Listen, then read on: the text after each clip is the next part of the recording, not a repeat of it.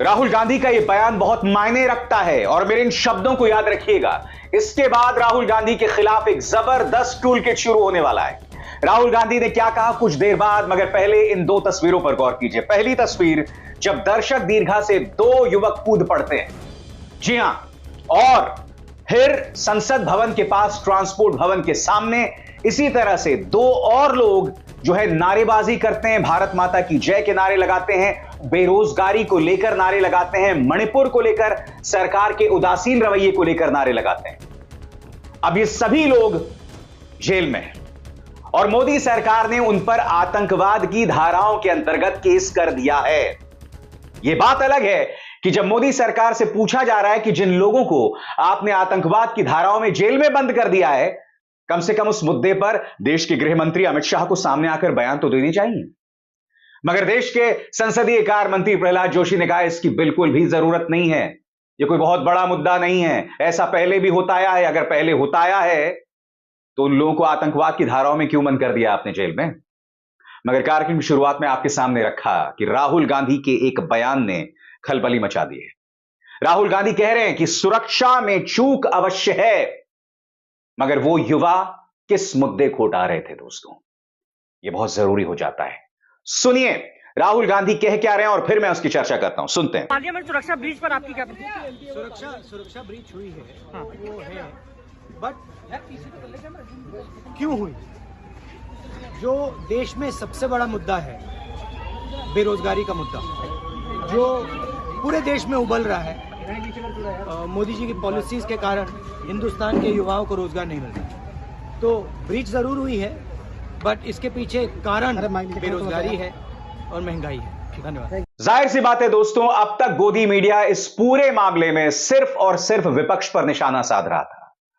गोदी मीडिया यह सवाल नहीं उठा रहा था कि भाई प्रताप सिम्हा ने उन्हें गेट पास क्यों दे दिया।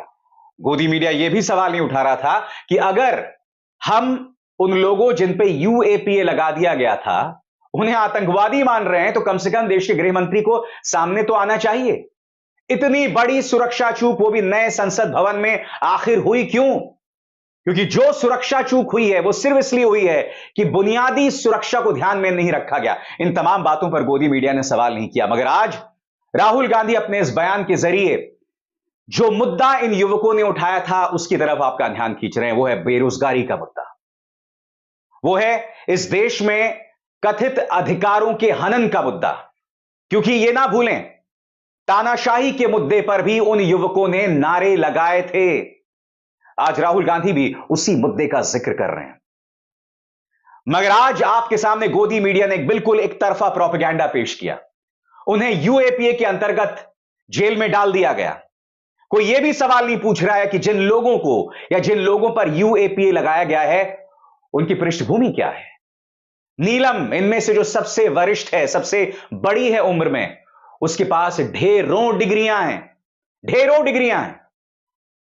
उसका गुनाह सिर्फ इतना है कि वो किसानों के संघर्ष के मामले में बयान देती थी, भाषण देती थी। और यह ना भूलें, भारतीय जनता पार्टी का जो वाहियात नेता है अमित मालवीय, उसने बाकायदा इनके बारे में आप शब्द बोले थे, इन्हें आंदोलनजीवी बताया था, इंडिया गठबंधन का समर्थक बताया था, कांग्रेस का समर्थक बताया था। मैं एक बात स्पष्ट कर दूं दोस्तों, इस वक्त उनके बारे में जो जानकारियां मिली हैं, जो नारे उन्होंने लगाए हैं, उनकी तुलना अजमल आमिर कसाब से नहीं की जा सकती। जो तुलना अमित मालवीय ने की थी, सरासर गलत, सरासर गलत। इनके प्रदर्शन करने के तरीके से आप ना इत्तेफाकी रख सकते हैं, असहमत हो सकते हैं। मसलन मेरा भी मानना था कि यह प्रदर्शन करने का सही तरीका क्यों नहीं, और मैं आपको बताता हूं क्यों। क्योंकि वक्त बदल गया है। उन युवकों की किस्मत अच्छी थी, वरना उनकी जान भी जा सकती थी। उन्होंने जो दर्शक दीर्घा से छलांग लगाई थी, उनकी खुद की जान जा सकती थी। कोई और जो सांसद वहां बैठा था उसे भी चोट आ सकती थी।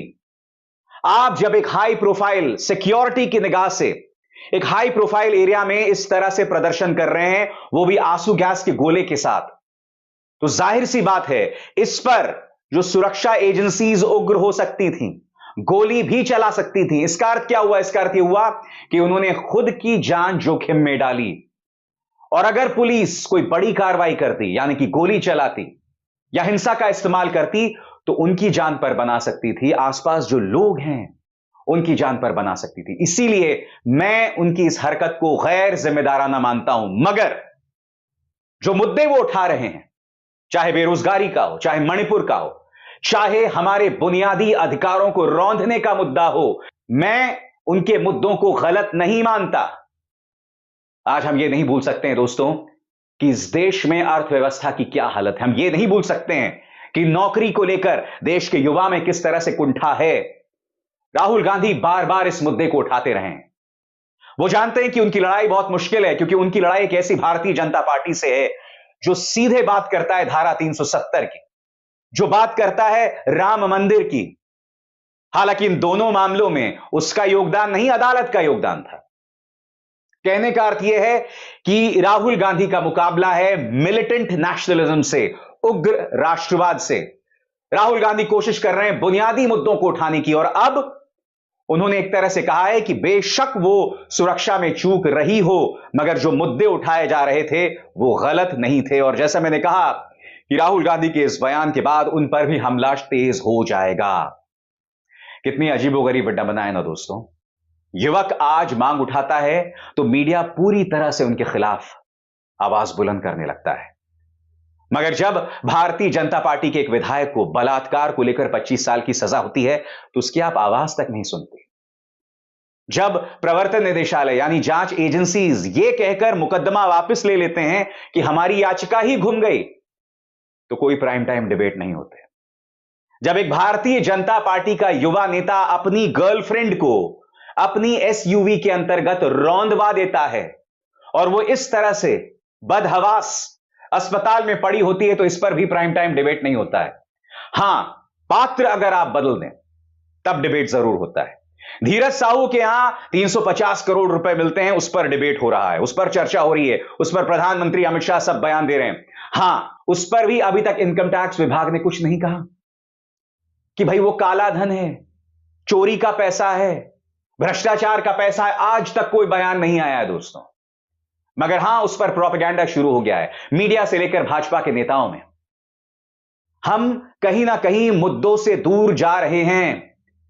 मैं समझ सकता हूं जिन लोगों ने संसद के अंदर छलांग लगाई थी दर्शक दीर्घा से, उनमें से एक व्यक्ति भगत सिंह से इंस्पायर्ड था, एक व्यक्ति che गुवेरा से इंस्पायर्ड था।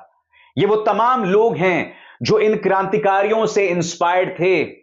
शायद वो उन्हीं की राह पर चलना चाहते थे, मगर वो भूल गए कि ये 2014 से पहले का वक्त नहीं है। 2014 के बाद हर वो व्यक्ति जो संघर्ष करता है, अपनी बात रखने की कोशिश करता है, उसे देशद्रोही बना दिया जाता है। भूल गए किसान आंदोलन? सिंघू और टीकरी पर करीब 700 किसानों ने अपना दम तोड़ दिया था। उन्हें क्या मिला बदले में? ठीक है, सरकार को झुकना पड़ा, उन्हें कृषि कानून वापस लेने पड़े, मगर उन्हें बदनाम किया गया, उन्हें खालिस्तानी आतंकवादी बताकर। शाहीन बाग की बुजुर्ग महिलाओं, औरतों, बच्चों, बुजुर्गों ने संघर्ष किया, उन्हें क्या बताया गया? पाकिस्तान परस्त। यह हाल कर दिया जाता है आंदोलनों का, आंदोलनकारियों का। उन्हें आंदोलन जीवी बताया जाता है, और यह शब्द कोई और नहीं, स्वयं सम्मानित प्रधानमंत्री करते हैं। आंदोलन जीवी शब्द का इस्तेमाल करते हैं। खान मार्केट गैंग, अर्बन नक्सल और न जाने क्या क्या। यह बात अलग है कि उनके अपने मंत्री हत्यारों को माला पहनाते हैं। हार्वर्ड रिटर्न मंत्री और सांसद हत्यारों को माला पहनाते हैं, तब इनकी इंसानियत चली जाती है। ये लोग बलात्कारियों और हत्यारों को पैरोल पर रिहा करते हैं, एक नहीं आधा दर्जन से ज्यादा बार। ये लोग नतमस्तक होते हैं उन बलात्कारियों और हत्यारों के सामने, मगर जाहिर सी बात है तब मीडिया उसकी चर्चा नहीं करता। राहुल गांधी ने कहीं ना कहीं इस मुद्दे को उठाकर एक बार फिर बेरोजगारी को मुद्दे में मुख्य धारा में लाने की कोशिश की है।